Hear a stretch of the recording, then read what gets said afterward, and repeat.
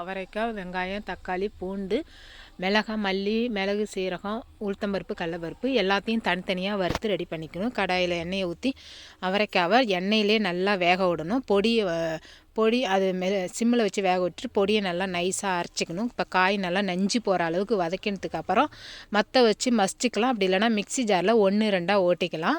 1-2 தான் இருக்கணும் கொஸ்துக்கு. எண்ணெயை ஊற்றி கடுகு போட்டு வெங்காயம் போட்டு தக்காளி போட்டு 2 கொத்து கருவேப்பிலையும் போட்டு நல்லா கிளாஸியாக வதக்கிக்கிட்டு தக்காளியும் போட்டு நல்லா வதக்கிக்கணும்.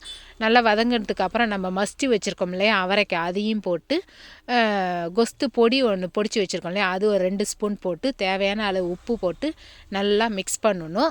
மிக்ஸ் பண்ணிவிட்டு மத்தாலை எடுத்து ஒரு 2 எல்லாத்தையும் ஒரு சேர மசிச்சுக்கிட்டு கொஞ்சோண்டு தண்ணியை ஊற்றி மூடியை போட்டு ஒரு 2 நிமிஷம் கழித்து பார்த்தோம்னா எண்ணெய் மேலே மிதந்து கொஸ்து திக்காக இருக்கும்.